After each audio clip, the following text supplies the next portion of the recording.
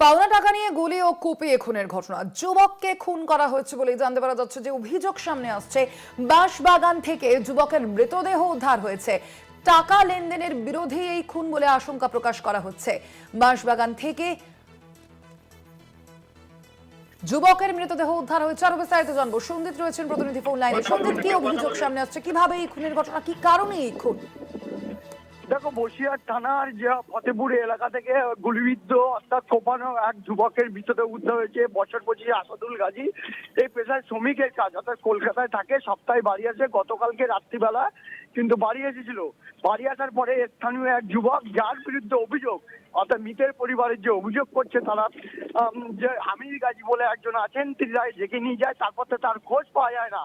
তখন এই ঘটনা জানাজানি হতে, আর সকালবেলায় যখন জানতে পারে, যে বিশেষ করে তখন বসিরহাট থানার পুলিশ ঘটনাস্থলে যায় এবং গিয়ে তার পরিবারের লোককে জানায় তাদের বাড়ির ছেলে একটা হাসপাতালে রয়েছে, কিন্তু হাসপাতাল দেখে তার মৃত্যু হয়েছে।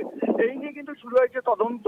কিন্তু কেনই এই বিশেষ করে আসাদুল গাজীকে গুলি করে কুপিয়ে খুন করা হলো, ইতিমধ্যে তদন্তকারীরা মনে করছেন যে এই আসাদুল গাজী এই পাওনা টাকা নিয়ে কিন্তু গন্ডগোলের জের, অর্থাৎ ধারের টাকা চাইতে গিয়েই কিন্তু গুলিবিদ্ধ হয়েছেন, তাকে কোপানো হয়েছে।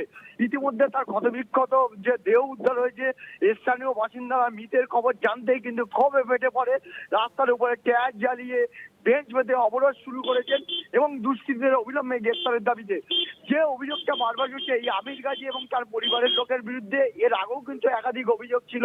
গ্রামে নাকি এটা এমনটা বলছে মৃতের পরিবারের আত্মীয় থেকে স্থানীয় বাসিন্দারা, তারা দাবি করছেন যে তাদের বিরুদ্ধে যে অভিযোগটা রয়েছে সেই অভিযোগ এখন প্রশ্ন আছে, বন্ধুর হাতে বন্ধু খুন হলো না পাওনা টাকা চাইতে গিয়ে, এটাও কিন্তু তদন্তকারীরা মনে করছে ধাপে ধাপে এগোতে যাচ্ছে। বেশ কয়েকজনকে আটক করে জিজ্ঞাসাবাদ করছে এবং গতকালকে রাত্রে যেখান থেকে বিশেষ করে যেখানে খুন হয়েছে, আজকে সকালবেলা সেখানে যায় বসিরহাট থানার পুলিশ।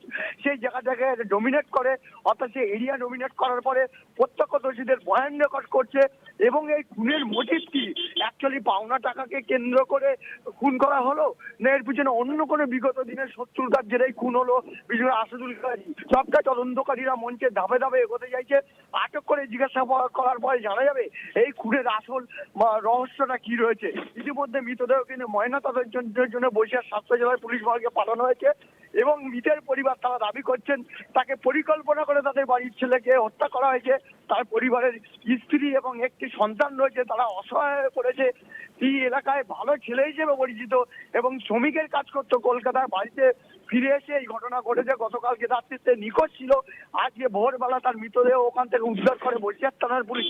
এর পিছনে খুনের রহস্যটা তদন্তকারীরা সব মিলে এই জিজ্ঞাসাবাদ করার পরে আসল ঘটনা জানা যাবে। এই খুনের আসল মোটিভ কি ছিল দুষ্কৃতীদের, সেটাও কিন্তু তারা দেখে নিতে চাইছে। ধন্যবাদ সঞ্জিত।